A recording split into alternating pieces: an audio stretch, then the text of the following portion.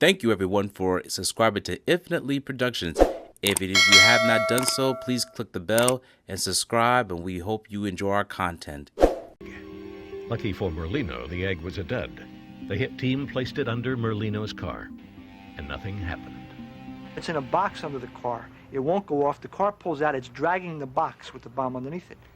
So in August 1993, Philip Coletti and John Veasey decided to use the time-honored Mafia method, plain old bullets.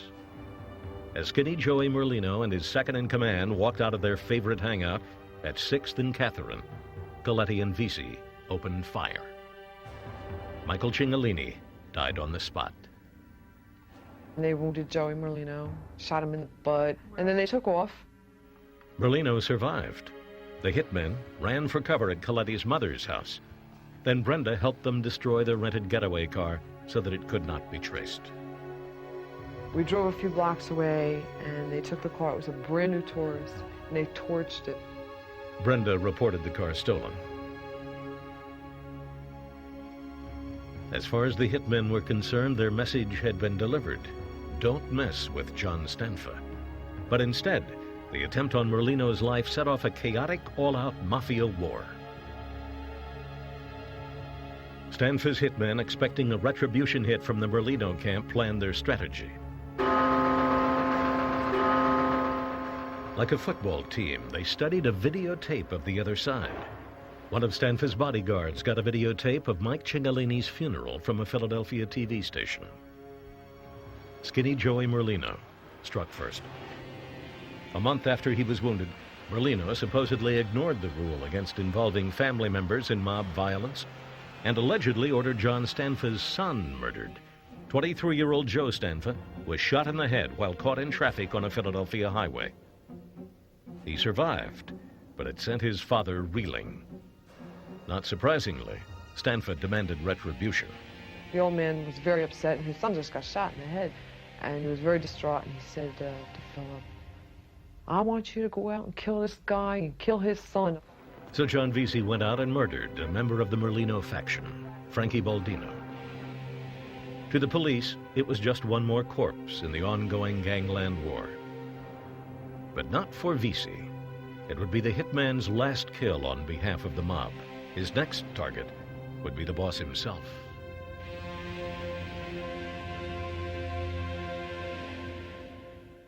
Mob hitmen can be dangerous in more ways than one. They are the keepers of valuable mafia secrets, the kind of secrets prosecutors will pay for, when and how a murder was carried out, and who gave the order to do it.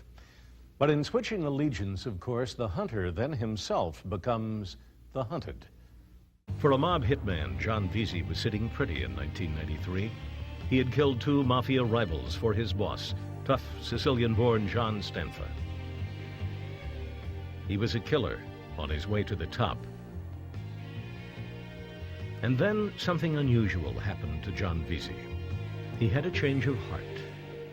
It was Veasey's own brother Billy who began to persuade John that he had chosen the wrong path in life.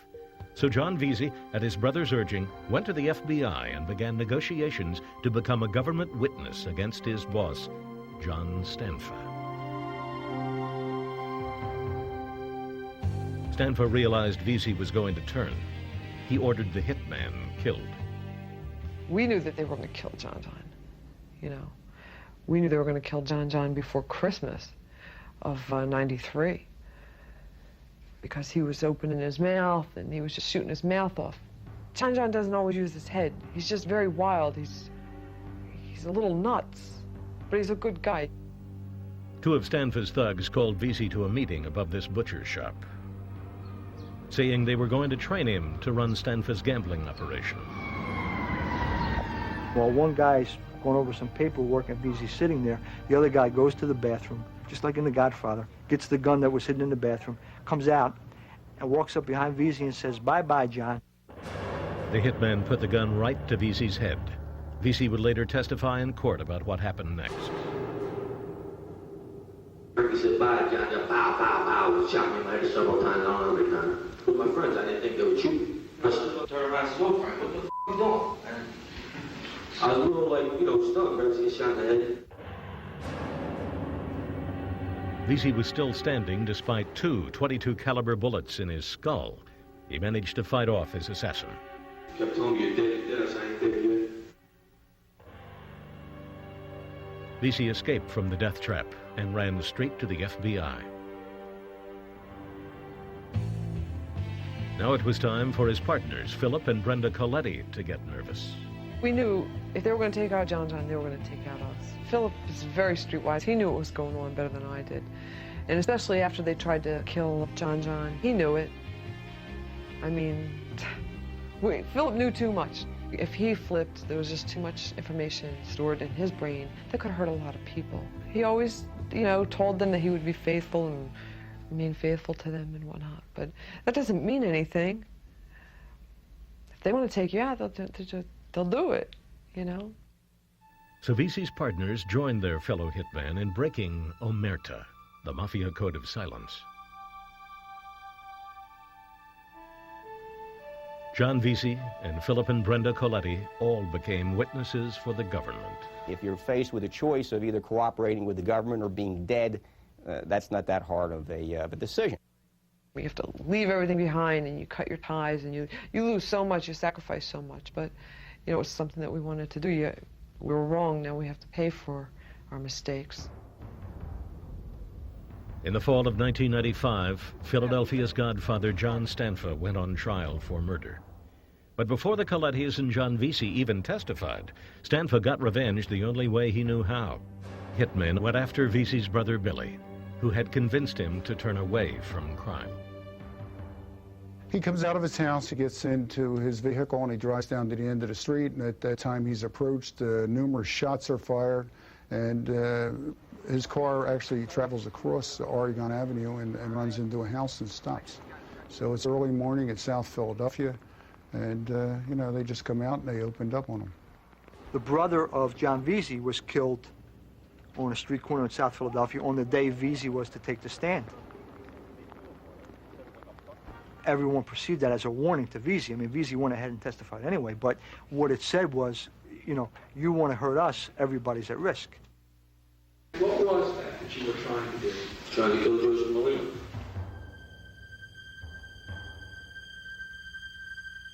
Veasey told the jury how he followed Stanfa's orders in killing Mike Cingolini and in trying to kill skinny Joey Merlino.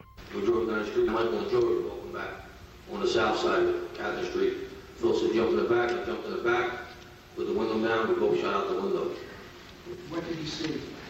I see Michael Cingolini spin around on the floor, get back up, fall down again, Joey Merlino running back and forth. Veasey painted a vivid portrait of the sadistic enforcement tactics used in South Philly's underworld. A believable tale, since he was one of the enforcers. He explained how in one confrontation he tackled an enemy hitman with a power tool. When he came in the house, I sat him down, smacked the face with a drill. Then I started drilling. I asked, you ready to kill me? I drilled him a few more times. I started drilling his chest and his legs. On the side of his head, I ripped his hair out and pulled out chunks of hair with the rotation. And then with a back and knee. Prosecutors believed that Veasey, despite the raw brutality of these admissions on the witness stand, managed to strike a chord with the jury. The jurors loved John Veasey. He was a street corner raconteur. He had that kind of that wise guy charm. He was. You have to see him. You have to picture John Belushi, samurai hitman, in the witness stand if you want to understand what John Veasey was like. And the jurors loved it. And he was self-effacing, and he was straightforward, and he didn't coat who he was or what he did, and he just laid it all out there. Veasey's partner, Philip Coletti, told the jury about his efforts to kill Merlino with a bomb on Stanfa's orders. Most of the time we would put under his car. He always parked in the same place. And a couple of times, there's a little brick wall over here. We put trash in front of the brick wall. So, he would walk by and get a better view. And who actually pressed the button? I pressed the button. Coletti and Veasey were persuasive witnesses. The jury believed that John Stanfa had given these orders to his hitmen. The verdict was guilty. and there were more guilty verdicts to come. So far, we've convicted 11 made members of La Cosa Nostra, including the boss, consigliere, capo, and members of the Philadelphia family of La Cosa Nostra in this prosecution, and it's been highly successful. Yeah, well, we've got a bunch of them in jail. There's a bunch of them dead. Some of them are disabled. It's just not a good line of work. John Stanfa was sent to prison for life. He was blamed for 2 murders after his hitmen turned on him. Nicky Scarfo, also a sentence of life without parole. 15 mobsters died during Scarfo's tenure as head of the Philadelphia Mafia.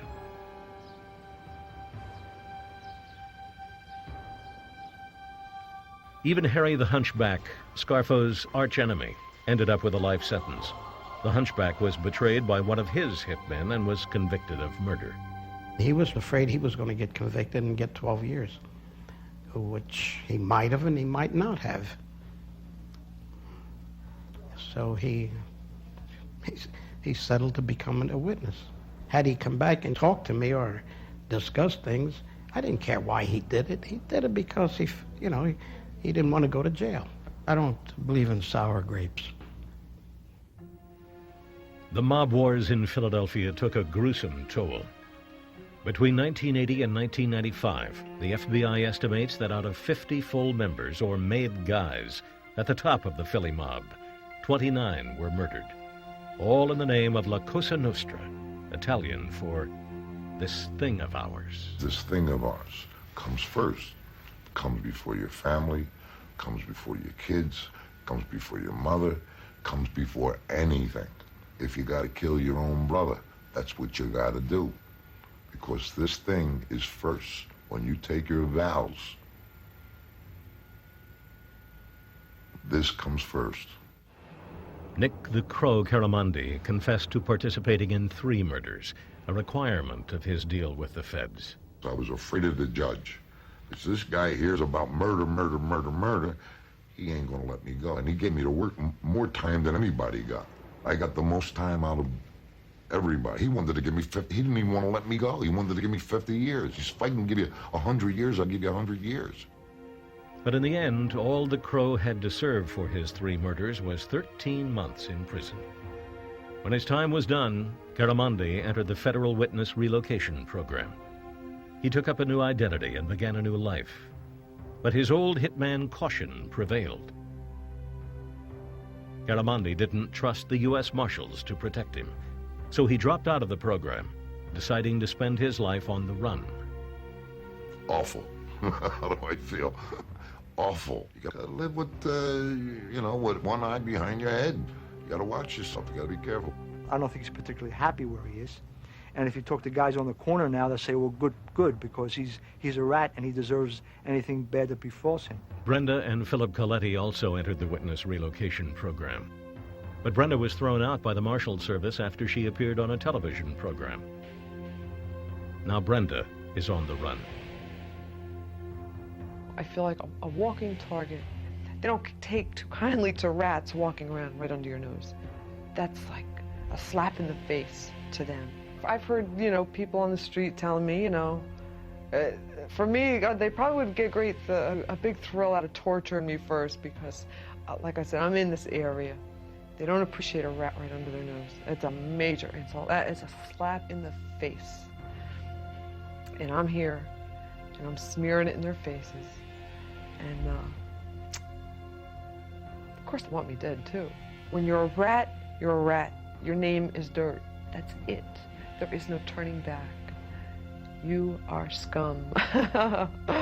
That's the way it is. Turncoats like Nick Caramandi, John Veasey, and the Colettis are much more common today than they were even 20 years ago. Thanks to hitmen ratting out, the older generation of gangsters, those who survived the street battles, are mostly behind bars. Ironically, these law enforcement successes are partly to blame for the vicious behavior of today's mobsters.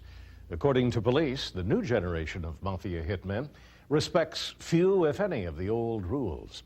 Gangsters' families have become targets, a practice that would have been unthinkable even among the toughest mafiosi a couple of decades ago. These changes may also reflect an all too modern heartlessness. But one thing is clear, more than ever before, dispatching the hitman has become the first resort in the mob, not the last. Thank you for watching this video. Please subscribe to our channel and check out more content. Feel free to give us your feedback and suggestions on who we should do next in the comments. This is Infinitely Productions. We love ya.